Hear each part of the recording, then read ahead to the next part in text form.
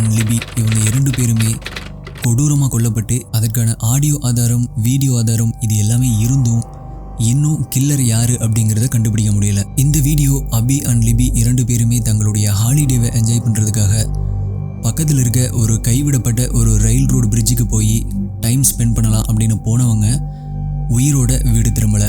ரொம்பவே இன்ட்ரெஸ்டிங்கான அந்த கில்லருடைய வீடியோ அண்ட் ஆடியோ இவங்க ஃபோனில் கண்டுபிடிக்கப்பட்டு இவங்களுடைய கடைசி நிமிடங்கள் எப்படி இருந்துச்சு அப்படிங்கிறத இதற்கு முன்னாடி பார்ட் 1ல் பார்த்தோம். அந்த வீடியோ நீங்கள் இன்னும் பார்க்கல அப்படின்னா இங்கே மேலே கார்டில் லிங்க் தரேன், செக் பண்ணி பாருங்கள். கிட்டத்தட்ட 1000க்கும் மேற்பட்ட கமெண்ட்ஸ் வந்து பார்ட் 2 வேணும் அப்படின்னு அந்த வீடியோவோட கமெண்ட்ஸில் வந்துருந்துச்சு. ஸோ உங்களுக்காகவே இந்த வீடியோவில் கொலை நடந்து 3 வருடங்களில் போலீஸ் இவங்க தான் கொலை பண்ணியிருக்கணும் அப்படிங்கிற பர்சன் ஆஃப் இன்ட்ரெஸ்ட், அதாவது சஸ்பெக்ட் டீட்டெயில்ஸ் மற்றும் நம்மளை மாதிரி இன்டர்நெட்டில் இருக்கிற மக்கள் ஒரு சில ஒத்துப்போகிற தியரியும் சொல்லியிருக்காங்க. அந்த விஷயங்களை பற்றி தான் கொஞ்சம் டீட்டெயிலாக இந்த வீடியோவில் பார்க்க போகிறோம். இந்த மாதிரியான இன்வெஸ்டிகேஷன் வீடியோஸ் உங்களுக்கு ரொம்பவே பிடிக்கும் அப்படின்னா இப்போவே சேனலை சப்ஸ்கிரைப் பண்ணிவிட்டு பக்கத்தில் இருக்க பெல் ஐக்கானை கிளிக் பண்ணிக்கோங்க. நீங்கள் பார்த்துட்டு இருக்கிறது டாப் 5 தமிழ், நான் சரவணன். வாங்க இன்னைக்கு வீடியோக்குள்ளே போகலாம்.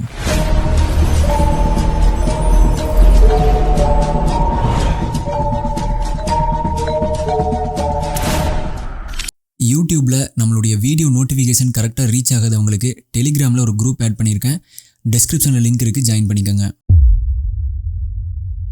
இந்த 2 பேருமே இறந்து 3 வருடங்களான நிலைமையிலையுமே போலீஸ் இவங்க எப்படி கொலை செய்யப்பட்டாங்க அப்படிங்கிறத இப்போ வரைக்குமே வெளிவிடலை. அதாவது அவங்க கத்தியால் குத்தி கொலை செய்யப்பட்டாங்களா அல்லது பாலியல் வன்கொடுமை செய்யப்பட்டாங்களா, எத்தனை மணிக்கு இறந்தாங்க போன்ற எந்த ஒரு டீட்டெயில்ஸுமே வெளிவிடலை.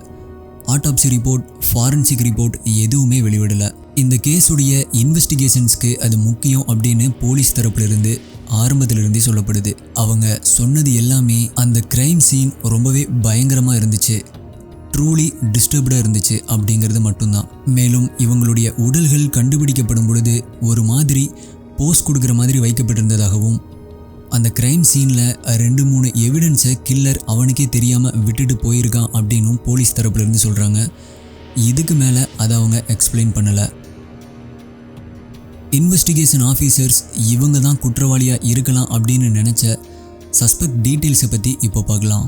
நான் பார்ட் 1லேயே சொன்ன மாதிரி முதல் சஸ்பெக்டாக இந்தியானால ஆல்ரெடி நிறைய பாலியல் குற்றத்தில் ஈடுபட்ட டேனியல் நேசன்ஸ். ஏன் அப்படின்னா இவனுடைய முகம் 2017 போலீஸ் முதல்ல இவன் தான் சஸ்பெக்டாக இருக்கணும் அப்படின்னு ரிலீஸ் பண்ண அந்த ஸ்கெட்ச் கூட பர்ஃபெக்டாக மேட்ச் ஆச்சு. அது மட்டும் இல்லாமல் கொலராடோ பகுதியில் ட்ரெக்கிங் போன நிறைய பெண்களை இதே மாதிரி அச்சுறுத்தியதாக நிறைய கம்ப்ளைண்ட்ஸ் இவன் மேலே பதிவாகியிருக்கு. அதனால் போலீஸாருக்கு டேனியல் நேசன்ஸ் மீது ஒரு சந்தேகம் வருது. அதை விசாரிக்கிறதுக்காக கொலராடோவிற்கு போய் அவனை கைது பண்ணி விசாரிக்கிறாங்க. அப்படி விசாரிச்சதுல போலீஸ்க்கு இவன் மேல இருந்த சந்தேகம் போகுது. அவனை சஸ்பெக்ட் இருந்து ரிமூவ் பண்றாங்க. அடுத்த சஸ்பெக்ட் சார்லஸ் எல்ரிச். இந்தியானா ஸ்டேட்ல வசிக்கிற இவன் மேலேயும் எக்கச்சக்கமான வழக்குகள் இருக்கு. டேனியல் நேசன்ஸ் மாதிரியே இந்த சார்லஸ் எல்ரிச்சுடைய முகம் 2017 வெளிவந்த ஸ்கெட்ச் கூட ஒத்து போகுது. போலீஸ் அஃபிஷியலாக சஸ்பெக்ட் லிஸ்ட்டில் சார்லஸை கொண்டு வரல அப்படின்னாலும் FBI இதை பற்றி விசாரிச்சுட்டு தான் இருக்காங்க. இதற்கு மேலே இவரை பற்றின எந்த ஒரு இன்ஃபர்மேஷனும் கிடைக்கல. அடுத்த சஸ்பெக்ட் தாமஸ் ப்ரூஸ். இவர் 2018 ஒரு பெண்ணை கொலை செய்த குற்றத்திற்காகவும் 2 பேரை கண்ணால் சுட்டதற்காகவும் ஏற்கனவே கைது செய்யப்பட்டிருந்தார். இந்தியானா ஸ்டேட் போலீஸ் இவரையும் சஸ்பெக்டாக கொண்டு வருவதற்கான அதே காரணம் 2017 வெளியிட்ட அந்த ஸ்கெட்சும் இவருடைய முகமும் ஒத்து போனதால தான். உண்மையை சொல்லணும் அப்படின்னா இந்த வீடியோவில் தொப்பி போட்டுட்டு வர்ற இந்த நபரை இவரை கூட கம்பேர் பண்ணால் கண்டிப்பாக 100% மேட்ச் ஆகிற மாதிரி தான் இருக்கும். இவருக்கு ஏற்கனவே செய்த குற்றத்திற்காக ஆல்ரெடி தூக்கு தண்டனை வழங்கப்பட்டிருந்துச்சு. இந்த கேஸ்க்கும் இவருக்கும் சம்மந்தம் இருக்கா அப்படிங்கிறதும் இன்னும் நிரூபிக்கப்படலை. இப்போ நான் சொன்னது எல்லாமே முன்னாடி நடந்த சம்பவங்கள். புதுசாக ஒரு ஸ்கெட்ச் ரிலீஸ் பண்ணதுக்கு அப்புறமா இப்போ ரீசெண்டாக 2019 பால் எடோ அப்படிங்கிற ஒரு நபர் ஒரு பொண்ணை கடத்தி துப்பாக்கியால் சுட்டதற்காக போலீஸாரால் துரத்தப்படுறாரு. 5 மணி நேர போராட்டத்திற்கு பிறகு பால் எடோ தன்னைத்தானே சுட்டு இறந்துக்கிறாரு. இந்தியானா ஸ்டேட் போலீஸ் இவருக்கும் இந்த கேஸ்க்கும் ஏதாவது சம்மந்தம் இருக்கா அப்படின்னு விசாரிச்சுட்டு இருக்காங்க. அதற்கு பிறகு எந்த ஒரு இன்ஃபர்மேஷனும் இப்போ வரைக்குமே வெளிவரலை. இது லிபி மற்றும் அபி குடும்பத்தினருக்கும் போலீஸ் ஆஃபீஸர்ஸ்க்கும் ரொம்பவே ஃப்ரஸ்ட்ரேட்டிங்காக இருந்துச்சு. இந்தியானா ஸ்டேட் முழுவதுமே நிறைய விளம்பர பலகைகள் வைக்கப்பட்டும் லிபி அண்ட் அபி குடும்பத்தினர் நிறைய டிவி சேனல்ஸ்க்கும் ரேடியோ ஸ்டேஷன்ஸ்க்கும் இன்டர்வியூ கொடுத்துமே நிறைய மக்களுக்கு இந்த விஷயத்தை தெரியப்படுத்தினாங்க.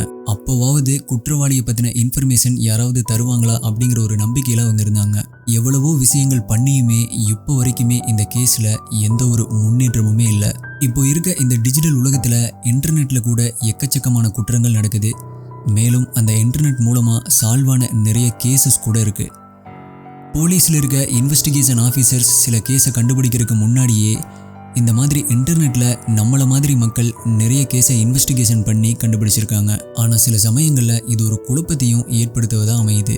இந்தியானா ஸ்டேட் போலீஸ் திரும்ப திரும்ப சொல்கிறது என்ன அப்படின்னா, இன்டர்நெட்டில் இருக்க மக்கள் உங்களது டிப்ஸை மட்டும் எங்ககிட்ட சொல்லுங்கள், அதற்கு பதிலாக நீங்களே விசாரணையில் இறங்காதீங்க அப்படின்னு சொல்கிறாங்க.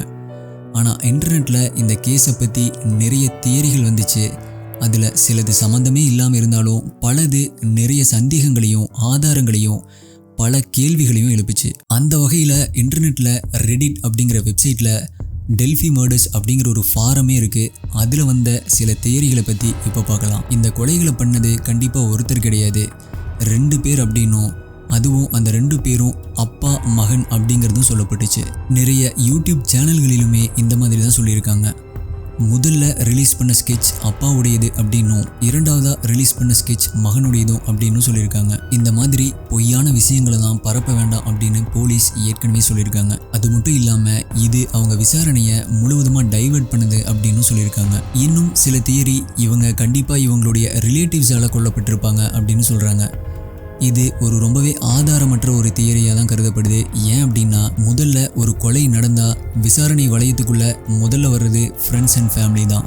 அந்த வகையில் அபி அண்ட் லிபியுடைய குடும்பத்தினர் மற்றும் ஃப்ரெண்ட்ஸ் எல்லாத்தையுமே போலீஸ் விசாரித்து அவங்க எல்லாத்தையுமே கிளியர் பண்ணிட்டாங்க. இன்னொரு லாஜிக்கான விஷயத்தை நம்ம நோட் பண்ணால், அப்படி இவங்க ரிலேட்டிவ்ஸால் கொலை பண்ணப்பட்டிருந்தா அந்த வீடியோவை எடுத்த அபி அண்ட் லிபி கண்டிப்பாக அவங்கள பார்த்ததும் ரெகக்னைஸ் பண்ணியிருப்பாங்க. ஆனால் மாறா அதற்கு பதிலாக பயந்துருக்க மாட்டாங்க. அந்த ஆள் இன்னும் என்னை ஃபாலோ பண்ணுறானா அப்படின்னு அபி லிபி கிட்ட கேட்டது எல்லாமே அதில் ரெக்கார்டாக இருந்திருக்கு. ஸோ கண்டிப்பாக இது ரிலேட்டிவ்ஸாக இருக்க வாய்ப்பில்லை. நீங்கள் என்ன நினைக்கிறீங்க அப்படிங்கிறத கமெண்ட் பண்ணுங்கள். இந்த கேஸை பற்றி உண்மையாகவே நமக்கு ரொம்ப ஃப்ரஸ்ட்ரேட்டிங்காக இருக்கிறது என்ன அப்படின்னா, ரொம்பவே கம்மியான இன்ஃபர்மேஷன்ஸ் தான் போலீஸால் பப்ளிக்கு ரிலீஸ் செய்யப்பட்டிருக்கு. நம்மளை விட போலீஸ்க்கு இன்னும் எவ்வளவோ விஷயங்கள் தெரியும். ஆனால் போலீஸ் திரும்ப திரும்ப சொல்கிறது என்ன அப்படின்னா, எங்களால் இதற்கு மேலே எந்த ஒரு இன்ஃபர்மேஷனும் வெளியிட முடியாது அப்படின்னும், அப்படி வெளியிட்டால் அது விசாரணையை பாதிக்கும் அப்படிங்கிறது மட்டும்தான். சில பேர் இன்டர்நெட்டில் என்ன சொல்கிறாங்க அப்படின்னா, இதில் ஏதோ ஒன்று மூடி மறைக்கிறாங்க அப்படின்னு சொல்கிறாங்க. இருக்கிற கொஞ்சம் இன்ஃபர்மேஷனை வச்சு கில்லர் எந்த மோட்டிவில் கொலை பண்ணா அல்லது கில்லர் யார் அப்படிங்கிறத கண்டுபிடிக்கிறது ரொம்பவே சவாலான ஒரு விஷயமா இருக்குது. அதனால் சில பேர் போலீஸே இதை மூடி மறைக்கிறாங்க அப்படின்னு சொல்கிறாங்க. ஆனாலும் இந்தியானா ஸ்டேட் சூப்பரிண்டெண்டன்ட் காடர் ஒவ்வொரு ப்ரெஸ் கான்ஃபரன்ஸ்லையுமே ரொம்ப எமோஷ்னலாக தான் பேசுகிறாரு. மேபி அவருக்கு குற்றவாளி யார் அப்படிங்கிறது தெரிஞ்சும் வெளியே சொல்ல முடியாத நிலைமை இருக்குமோ அப்படின்னும் சில பேர் நினைக்கிறாங்க.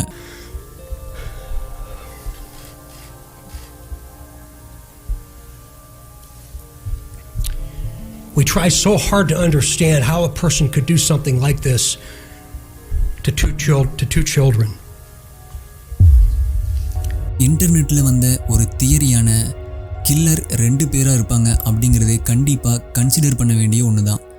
ஏன் அப்படின்னா, ஒரு ஆள் 2 நபர்களை அடக்கி அவங்க சொல்கிற மாதிரியே கேட்க வைக்கிறது அப்படிங்கிறது கஷ்டமான ஒரு விஷயந்தான். நான் பார்ட் 1லேயே சொன்ன மாதிரி அபி ரொம்பவே சைலண்ட்டான பொறுமை குணம் உள்ளவராக இருந்தாலும் லிபி ரொம்பவே ஸ்ட்ராங்கான பொண்ணாக இருந்திருக்காங்க. அத்லட்டான லிபி அவங்க ஸ்கூலில் யாராவது பிரச்சனை பண்ணாவே எதிர்த்து நின்று சண்டை போடுற தைரியம் வாய்ந்த பொண்ணு அப்படிங்கிறது நோட் பண்ண வேண்டிய விஷயம். அப்படி இருக்கும்போது கண்டிப்பாக ஒருத்தர் இந்த கொலையை பண்ணியிருக்க முடியாது அப்படின்னு சொல்கிறாங்க. அதனால் இது ஒரு வேலிடான தியரியாக கருதப்படுது. ஆனால் போலீஸ் தரப்பில் இதை பற்றி எந்த ஒரு இன்ஃபர்மேஷனும் இல்லை. பார்ட் 1 மற்றும் பார்ட் 2ல் இப்போ வரைக்குமே நான் சொன்னதுலேருந்து இந்த டெல்ஃபி மர்டர் ரொம்பவே டிஸ்டர்பிங்கான ஒன்றா மாறுறதுக்கு என்ன காரணம் அப்படின்னா, இந்த கேஸில் கில்லருடைய ஃபோட்டோ, அதாவது வீடியோ ஃபுட்டேஜ் மற்றும் ஆடியோ, இது எல்லாமே கிடைச்சும் இப்போ வரைக்குமே இதற்கு சம்மந்தமான ஒரு நபர் கூட கைது செய்யப்படலை அப்படிங்கிறது தான் ரொம்பவே டிஸ்டர்பிங்கான ஒன்றா இருக்கும்.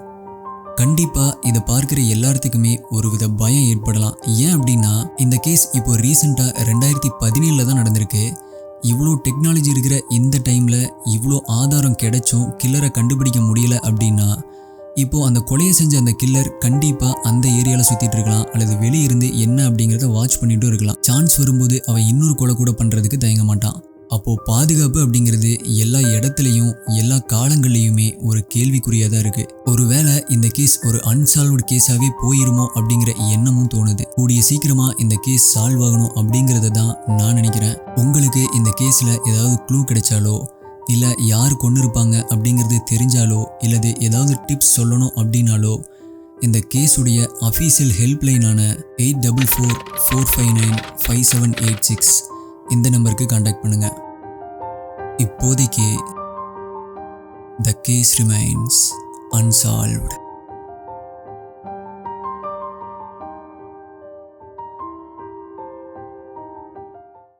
ஒரு வீட்டுக்குள்ள நைட்டு கில்லர் நுழைஞ்சு தூங்கிட்டு இருந்த 9 பேரையுமே கொடூரமா கோடாரியால தலையிலேயே வெட்டி கொள்றான். இதை வச்சு ஒரு ஹாலிவுட் படம் கூட வெளிவந்திருக்கு. இந்த கேஸை நீங்க இன்னும் பார்க்கல அப்படின்னா இப்போ ஸ்க்ரீன்ல தெரிஞ்சிட்டு இருக்க இந்த வீடியோவை கிளிக் பண்ணி பாருங்க.